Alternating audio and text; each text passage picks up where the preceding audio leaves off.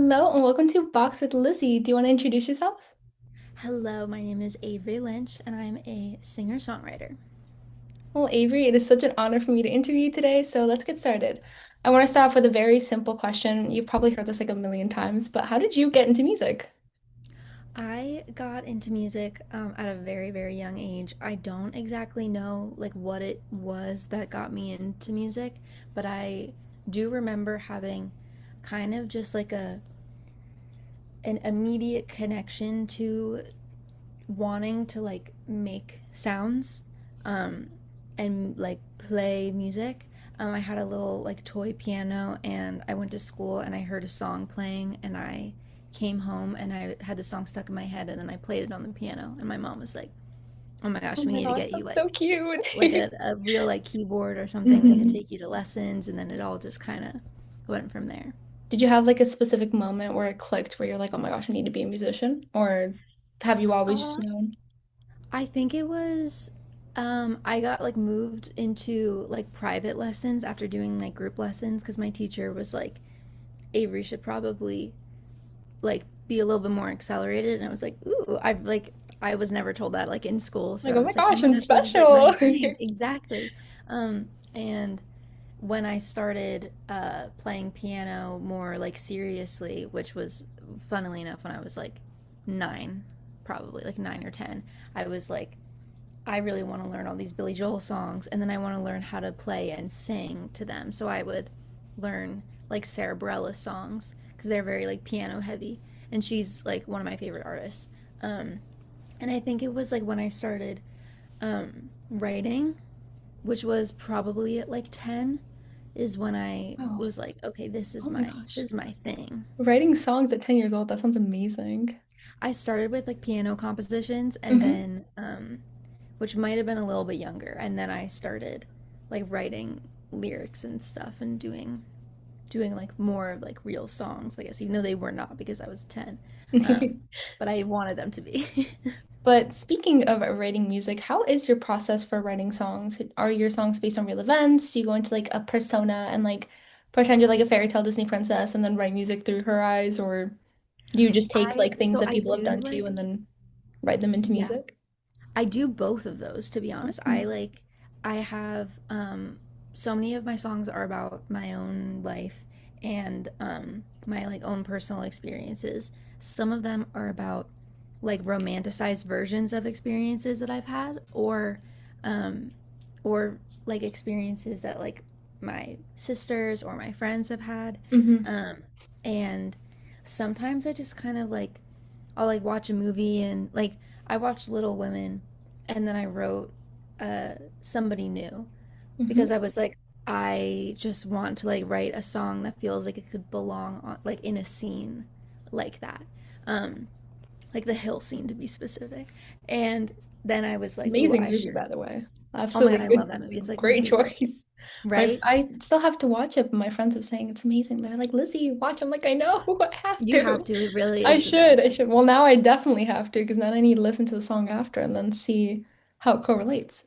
Yes. So, Oh my gosh, you should. But yeah. mhm. So I it's kind of a merge of all these different avenues, I guess, of perspective. That's so incredibly interesting. So, you recently went on the tour, on a mini tour called the Glad We Met Tour. How was that Yeah. experience? Can you tell us more about the planning, the actual tour, the feelings behind it? Just sort of like tell me everything, Totally. basically. So yeah, so the tour, I was like really, really nervous about it because I've done I can tours imagine. before. Like I opened for like a larger scale tour, and then I did um, my own like little mini tour things. Um, but this was the first time ever doing it with a band. It's always just been like me and the piano or like me and the guitar, mainly me and the piano. I'd have like one song on guitar or something, but not as comfy on guitar. So I was so used to that, and that was like easy. I just needed to practice a bunch, and I'm good to go.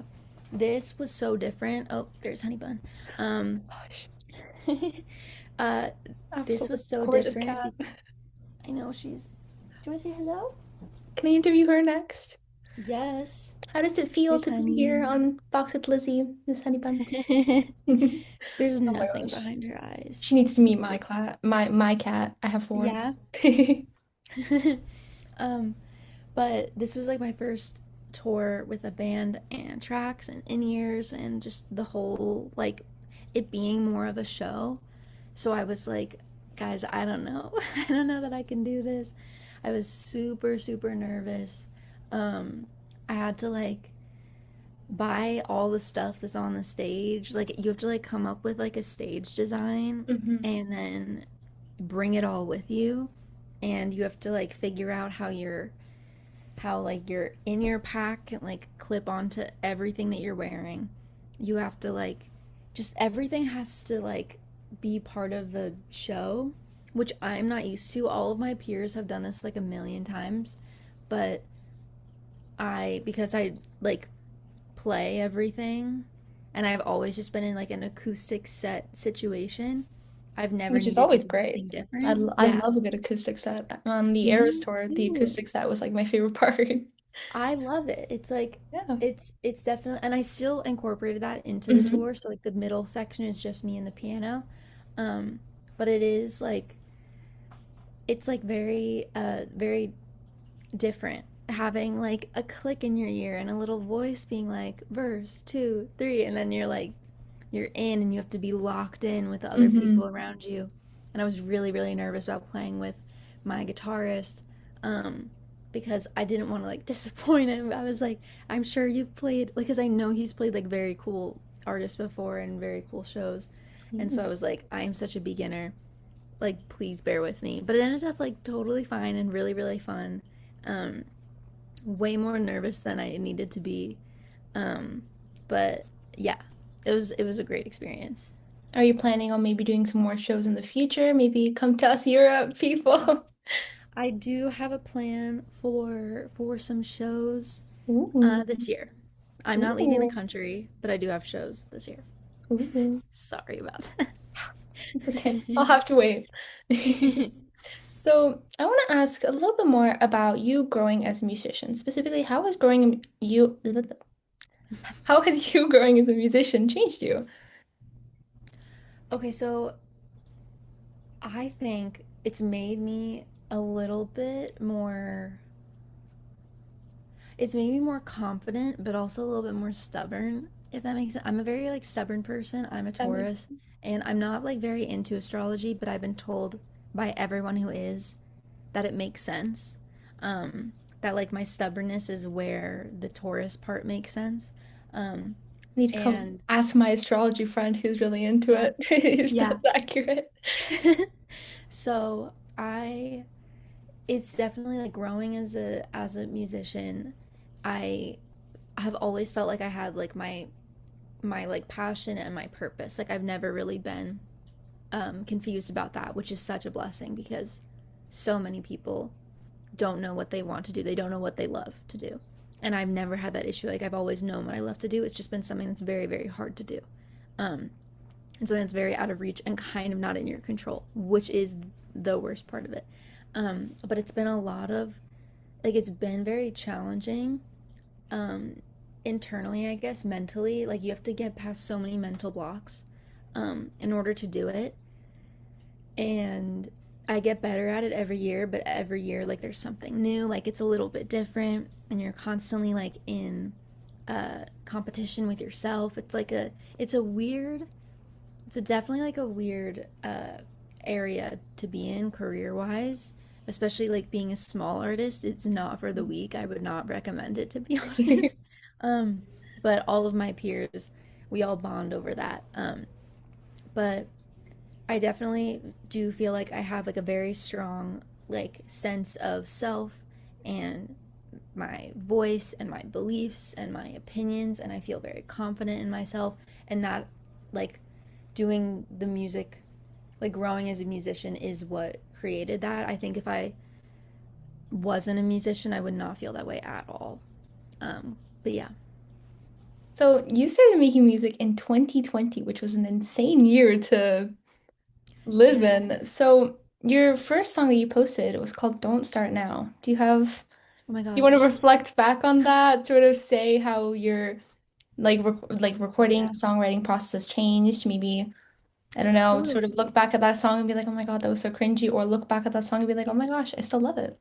I so we keep that song up mainly just as like a like it's part of the history, you know? Like it's a Part of the cover. lore. It's a Dua Lipa cover. It was like on TikTok, it was a like a I forget what exactly it was, but I like duetted someone's um like TikTok or something and made that, and then the video did really well and people were like you should release this, and I was like, well, I don't have anything else going on. So Jordan and I actually we made it. He was here. He was actually literally like in this room, and I Oh, was home in Pennsylvania. Actually, wait, no, he wasn't here yet, but he was in California, and I was in Pennsylvania, and I had to figure out how to like do it all. So I recorded it in my car because really? I didn't really know where else to record it. I don't know why I did it in my car actually, but I Recording it did. I in your car recorded. and the audio is amazing. Like I was Thank listening to you. that song earlier. Well, I Like, still like I wow. record still with the same mic. I never Okay. changed my mic. I only changed my interface and my headphones. Hmm. I have these really, really shitty headphones that suck and they hurt my head and my ears so bad. But I use those for like my whole first EP. Like all of To Love Someone Else was on all of that and was also recorded on GarageBand. But the producer was like not using GarageBand is GarageBand, iconic to obviously. make I music just was. with. Um, but I love my mic. I got my mic for my birthday that year, and um, in 2020, and I was like, okay, I'm gonna do this. So I recorded it in the car, sent everything to Jordan. He like put it together, and then we released it. And it's like it like for something that came out like 6 years ago or 5 years ago or Oh my something gosh. is it's not streaming well, but 2020 being 6 years ago. Yeesh. I It know. feels like ages ago. It feels like eight I lifetimes know. ago. It's crazy. Mm-hmm. But yeah, so that was definitely it's very different from how I record now. Not I guess like really very different. I record in my room, holding my mic and same mic and Mike, that's I little just bit know more everything. about it. I use Logic as an interface. Mm-hmm. I leveled up and You upgraded. and in the beginning actually I was using an airdropped version of Logic. Someone from Berkeley, because I went to Berkeley College of Music in Boston for like a year, and one of my friends there airdropped me Logic because you can do that, which is really funny. So I was using an airdrop version for the beginning, and then I was like, you know what, this is my job now. I should probably like get it. Get my own So I did. So I upgrading. eventually got my own. But yeah, So so that's that. that's like amazing to look back on. And also like it's such a good quality song. I would have never guessed that Oh, you thank recorded that in you. your car. I was Thank you. like, honestly. So you recently featured on a song with Benjamin Steer called No One Wants to Die Alone. Can you tell us more about how that was like, how it was recording with another person? Did he reach out to you? Did you reach out to him? Oh yeah, he reached out to me. His team actually like reached out to my team. Fancy. Oh, fancy. I've never been a feature for someone before. Um, so that was like very exciting. He is based in the UK. So we originally kind of thought that everything would be asynchronous, but then he came to LA. He came over. Jordan and I co-produced it, and I wrote my second verse, and I got to like collaborate with him, which was really fun. We did like everything in a day, and then that was basically it. We like he came over, we did it, and then we recorded like his parts actually, and got like a baseline like level of like demo done, and then took the photos, took a couple videos, sent him on his way, and then we just like made everything after he left. And then yeah, it was fun. Like it was a good experience. I'd like to do more collaborations in the future. I do have one actually pretty soon, Ooh. um, which is really fun that I'm very Ooh. excited about. But that actually in like 2 weeks to be honest. Ooh. Ooh. But yeah, so Getting the so all exclusive all information here. no, I know I can't keep a secret at all. I'm actually so surprised I haven't told the close friends at all. I will, like Oh obviously my I will gosh, yeah. before I As announce. someone who is on the close friends, Yes. give us You'll give us know. our close friends I information. will. I will. I think I'm announcing it not tomorrow, but next Sunday. Ooh, okay. So they'll be able to hear it Yes. here first. Yes. Everyone on the close friends can now like spam you, being like, okay, announce it, announce Yeah. it. Okay, what is it? But So yeah, I want to ask a little bit of a more difficult question, but what is something that you hope to achieve with your music? I hope that I can reach a lot of people and help a lot of people. I my goal was in making music, essentially like how I started out was to get myself through a breakup. And then when I like stopped going through a breakup, I was like, okay, well now I'm getting all these messages from people about how it's getting them through their breakups. And so that was like the coolest thing ever. Um I may have been one of those people. Good. Looking See, back that's on like your music. exactly that's what I want. Yeah. That is my goal. It's mainly just to like I just want to reach more people and get more people through their breakups. That is like where I love to be in that like relationship world. A lot Hmm. of my songs that aren't actually about like romantic relationships. I love writing about relationships like in general, like friendships, uh I write a lot about like manager artist relationship. You wouldn't even know. Like so much of my or like me and my relationship with music Hmm. or that kind of stuff. I just love relationships as a general. And I write a Just lot specific about niche. But yes, and it's I like it's a like good to like niche.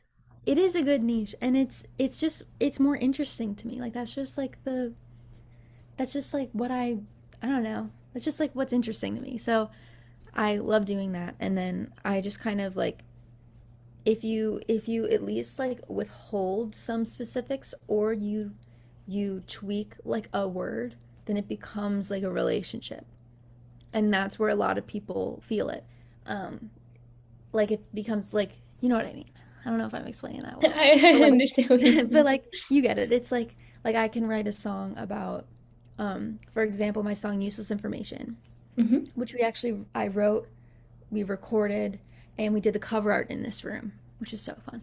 Such an But iconic room to be in then. it is. We lived in here for like 2 years, but we did like all the useless information stuff in this room, and that song was about my old managers, how I was, how they had all of my information, like how they literally had my information. They had like my addresses, they had my like credit card information, they knew my Okay, like my rewind on the parents' credit names in card there.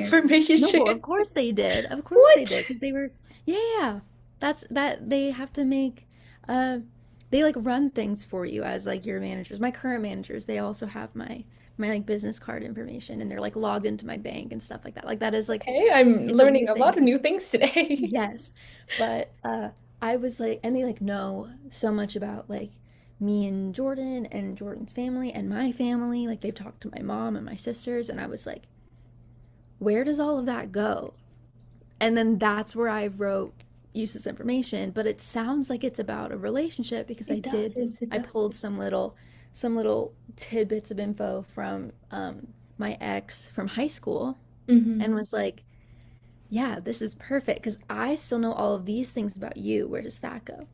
And yeah, so just kind of Oh like my gosh, merged my it, mind and is that's blown. yeah, so that's Oh my that song. So like gosh. for example, like I can write about weird situations like that, and then I just like tweak it a little bit. I kind of merge it with another experience, and then that's also my way of preventing people from knowing that songs are about them. Oh, that's a good idea. That Just is do a very little smart. bit of the info, and then they're like, Hmm. wait, So going back yeah, on the collaboration route, who yes. would be your top three dream collaborations? Like wildest dreams. It can be people Mm, that are still making music, people that are no longer making music, just wildest okay. dreams. Top three. Well, the Beatles, who that's off the table, obviously. But I listen mostly to the Beatles. Um, Love the Beatles. Jordan and I just like play them in the car all the Hmm. time. And it's so funny because I say like I'm a fake fan because I don't know like the names of the songs, but if any of them come, like I know all of them. Hmm. But like I'm not, I don't know that much. I just like their music.